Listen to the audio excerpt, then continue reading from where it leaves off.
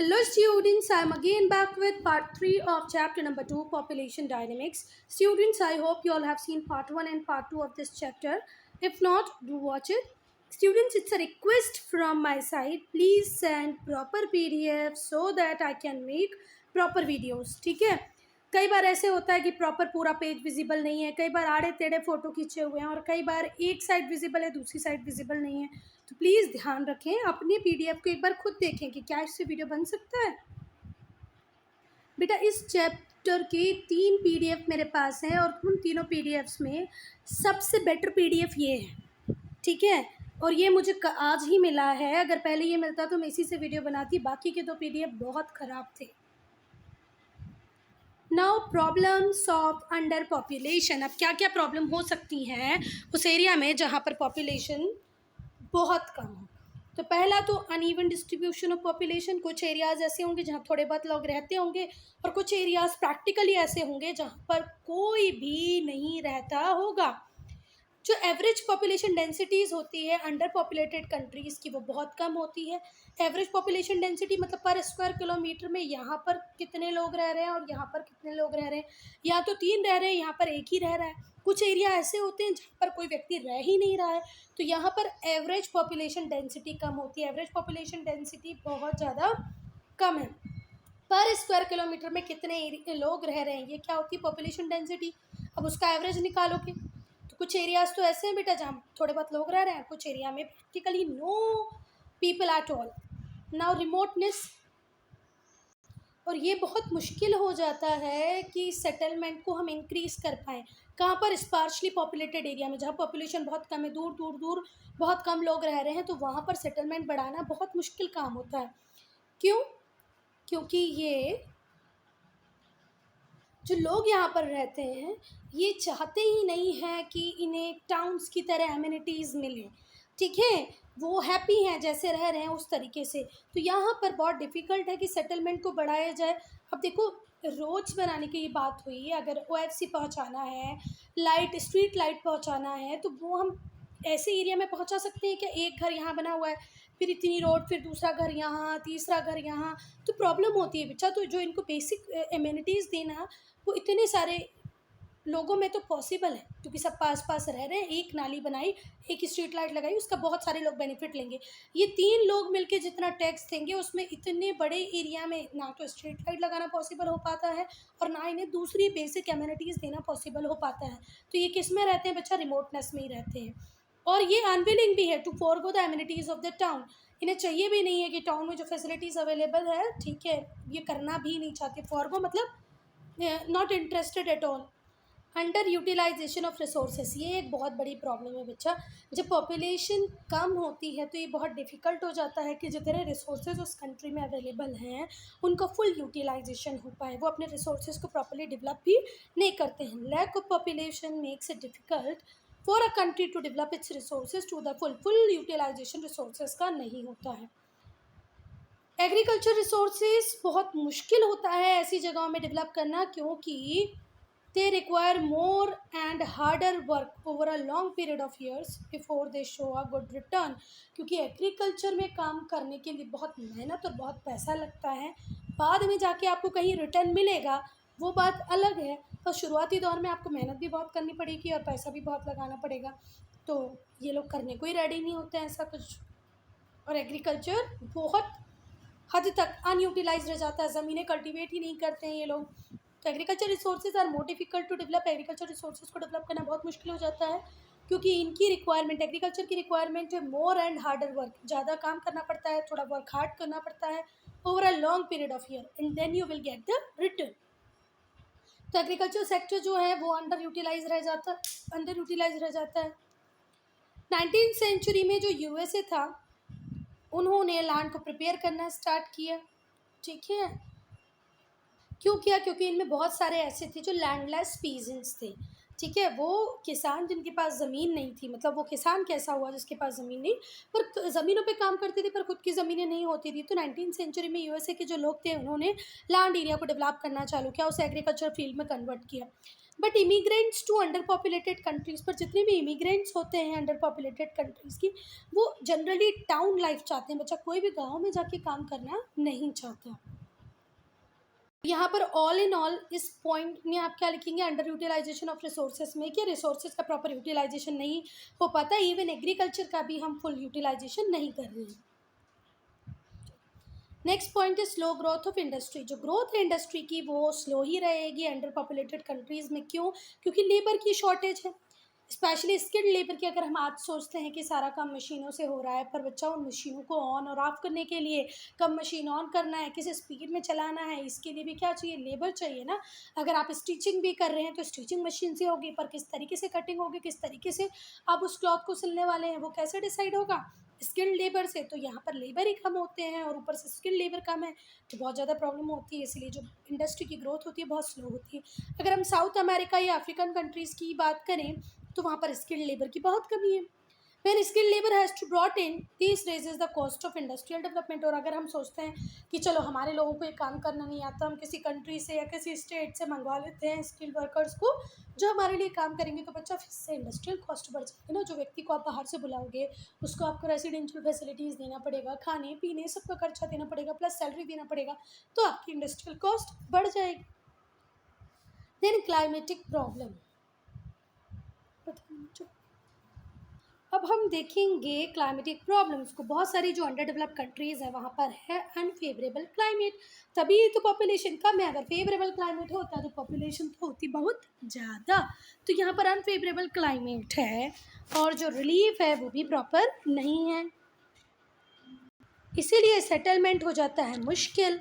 Mountainous region में, desserts में बहुत ही मुश्किल हो जाता है रहना, और डेंजरस फॉर इमिग्रेंट्स। और इमिग्रेंट्स के लिए भी कैसा है, ये बच्चा ये डेंजरस प्लेस बन जाती है।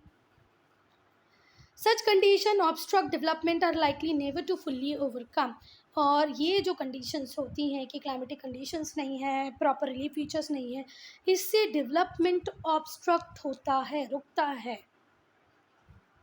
ऑब्स्ट्रक्ट मतलब रुकावट, रुकावट आती है कि इसमें डेवलपमेंट में। And are likely never to be fully overcome, और इस चीज़ से वो कभी भी ओवरकम नहीं हो सकता। अगर हम इकोनॉमीज़ की बात करें तो जो मेजर नीड है वो है इन्फ्यूजन ऑफ कैपिटल, मतलब ज़्यादा से ज़्यादा पैसा इसमें इन्वेस्ट हो, probably in the form of foreign aid या finance development, foreign aid to finance development. देखो यहाँ पर अगर हम प्रॉपर पैसा लगाएं तो एक टाइम के बाद ये एरिया अच्छा हो सकता है ना, मतलब जहाँ पर सेटलमेंट बढ़ाए जा सकते हैं ऐसा हो सकता है। जो अनफेवरेबल कंडीशन है उसको हम ठीक कर सकते हैं, पर इतना कैपिटल कहाँ से आएगा। तो फॉरेन एड, कोई फॉरेन कंट्रीज जैसे IMF, international monetary fund, world bank ये लोन दे दे, है ना, जिससे कि पैसा उनके पास आए और वो डेवलपमेंटल प्रोजेक्ट्स पे काम कर पाएँ। जैसे अगर हम बात करें हमारे अरुणाचल प्रदेश, असम तो फिर भी ठीक है, त्रिपुरा, मेघालय, मिजोरम, यहाँ पर डेवलपमेंटल प्रोजेक्ट चलाना बहुत मुश्किल होता है बिकॉज ऑफ डेंस फॉरेस्ट। तो कुछ तो करना पड़ेगा। तो कई बार हो सकता है हमें कोई फॉरेन एड मिल जाए जिसमें इतना पैसा मिल जाए कि हम उसको प्रॉपर्ली डेवलप कर पाएँ। In terms of population, the need is for an increase in birth rate in underpopulated countries।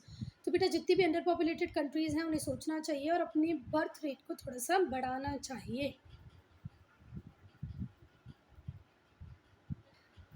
In under populated countries, जो कंट्रीज जिनमें पॉपुलेशन कम है, वहाँ इमिग्रेशन एक इम्पॉर्टेंट रोल प्ले कर सकते हैं, इमिग्रेशन को हम इंक्रीज़ करा सकते हैं।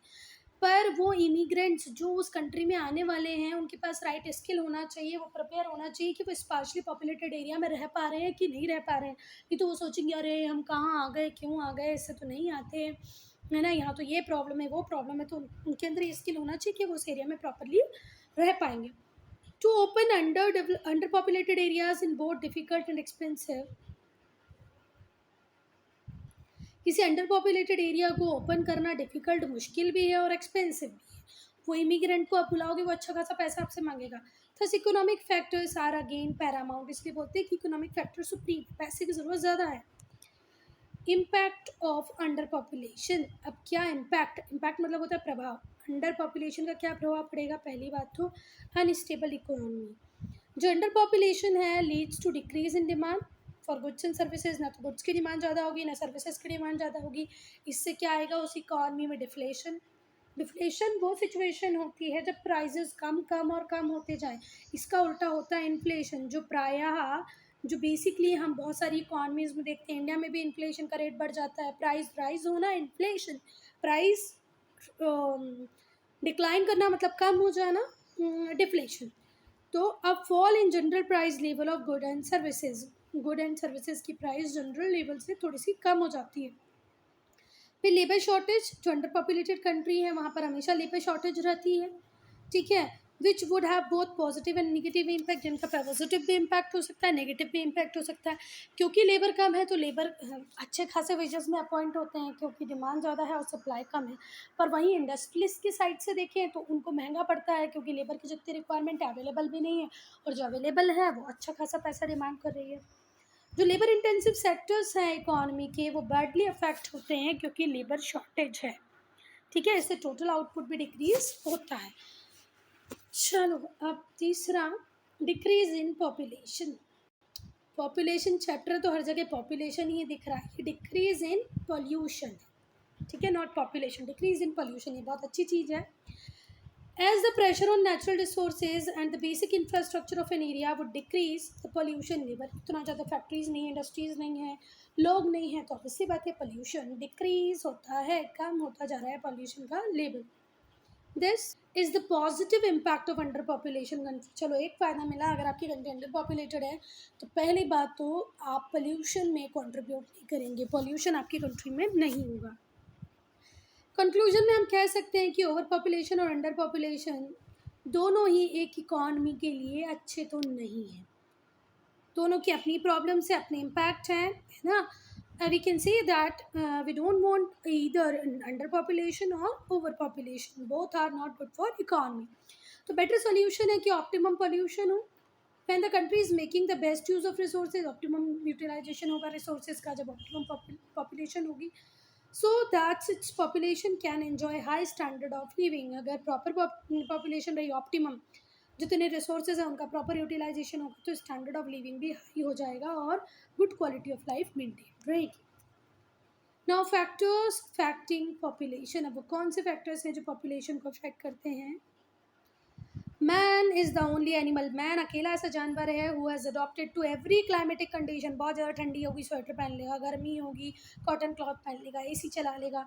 तो हमने अर्थ के एनवायरनमेंट को हर क्लाइमेटिक कंडीशन को एडॉप्ट करने की कोशिश की है, एक हद तक, बहुत एक्सट्रीम तो नहीं पर एक हद तक हम सारी चीज़ें झेल लेते हैं। Man is the only animal who has adopted to every climatic condition and environment on earth. Earth पे बहुत कम जगह ऐसी बची है बच्चा जिसको मैन अभी तक रीच नहीं कर पाया है, उस जिसको टच नहीं किया, मतलब जहाँ तक पहुँचा नहीं। फिर भी जब हम पॉपुलेशन के मैप को देखते हैं तो ये बताता है कि कुछ एरियाज़ हाईली पॉपुलेटेड हैं, कुछ मॉडरेटली पॉपुलेटेड है, कुछ जगह पर पॉपुलेशन बहुत ज़्यादा रहती है, कई जगह ठीक है, ऑप्टिमम है, मॉडरेट है, और कुछ जगह तो स्पार्शली पॉपुलेटेड है, बहुत कम लोग वहाँ रहते हैं। वाइल सम स्पॉट्स में टोटली अनइनहैबिटेड, और कुछ स्पॉट्स ऐसे हैं जैसे कि एंटार्क्टिका, जहाँ पर आज भी कोई नहीं रहता, इन टोटली इनहैबिटेड है, बस कुछ साइंटिस्ट जरूर एंटार्क्टिका पे रहते हैं for the purpose of research.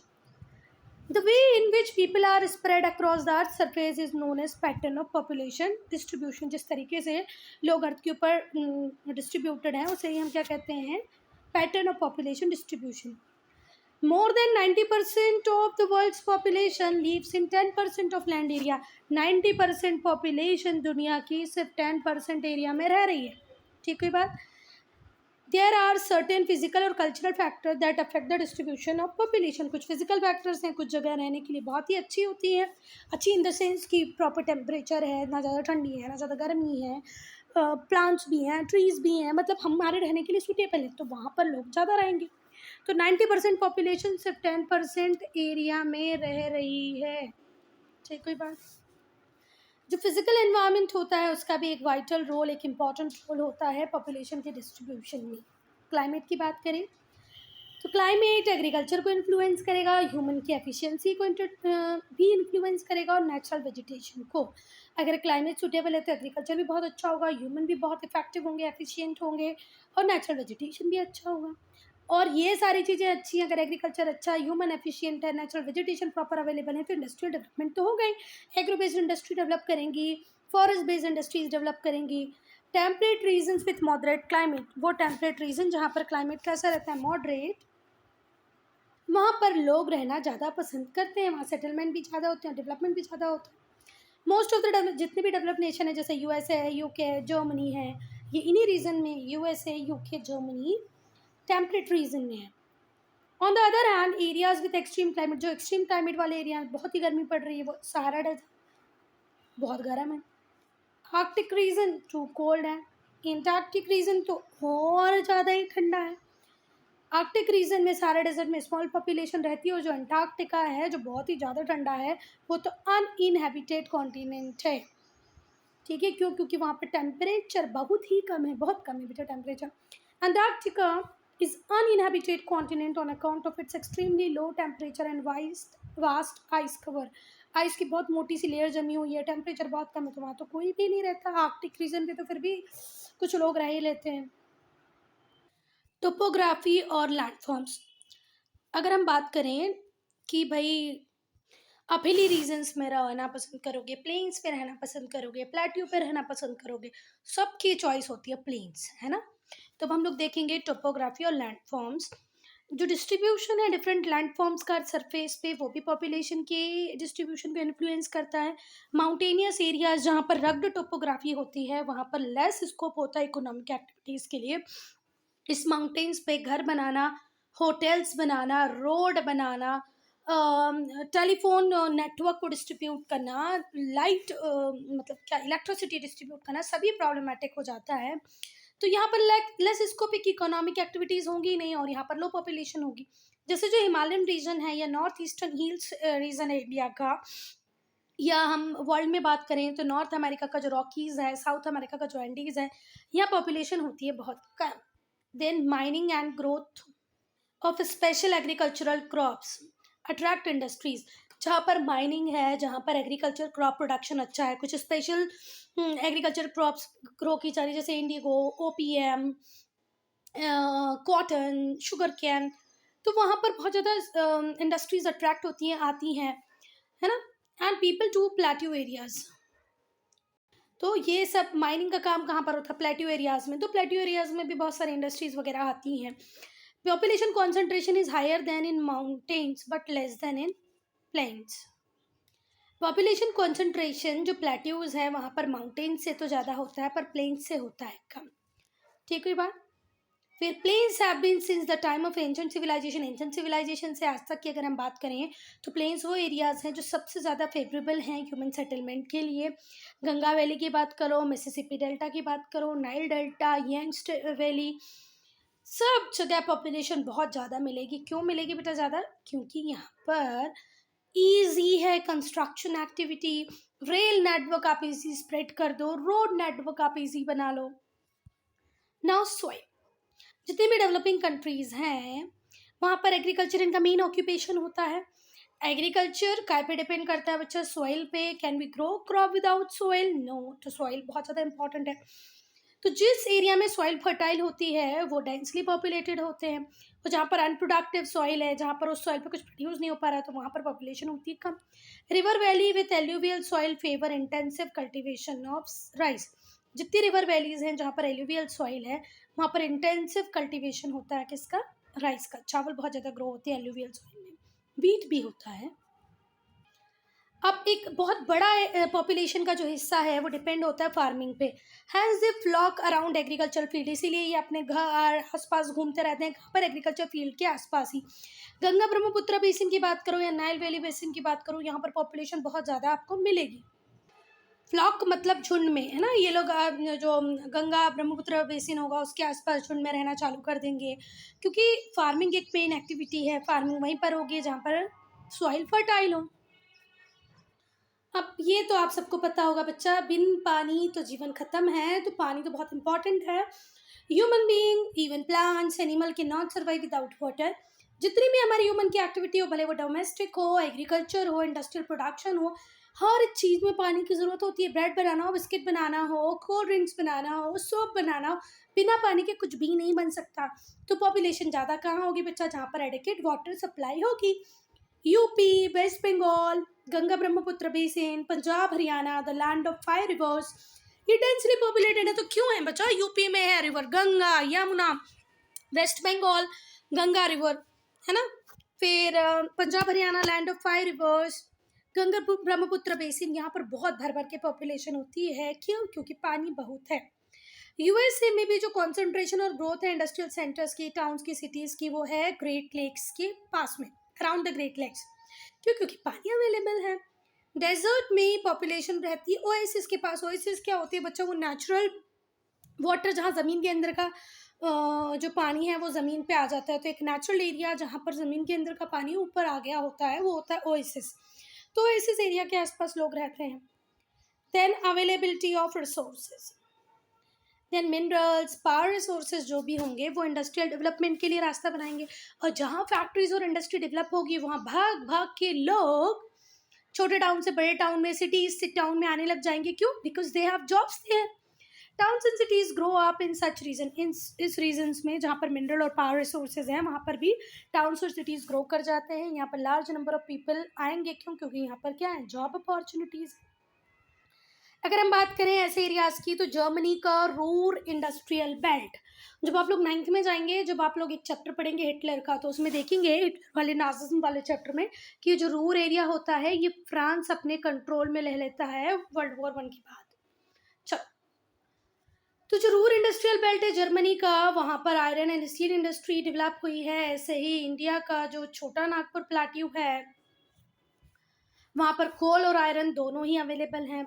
Western Australia की गोल्ड माइन्स बहुत फेमस है। ऑयल वेल्स फेमस है अरेबियन पेनिनसुला की। अरेबियन पेनिनसुला डेजर्ट था, कौन रहता वहाँ पर आज इतने सारे लोग वहाँ पर रह रहे हैं, जा रहे हैं, इवन टूरिज्म के लिए भी जा रहे हैं। Why so? Because of oil wells की वजह से उनकी इकॉनमी इतनी ग्रो कर गई कि आज उन्होंने वर्ल्ड क्लास इंफ्रास्ट्रक्चर डेवलप कर लिया है। Then size of the country, जो डेंसिटी है पॉपुलेशन की वो कंट्री के साइज से भी डिटरमाइन होगी। एक कंट्री जो बहुत बड़ी है may not be over populated, even the population increase, population बढ़ती भी जाएगी तो भी वो ओवर पॉपुलेटेड नहीं होगी।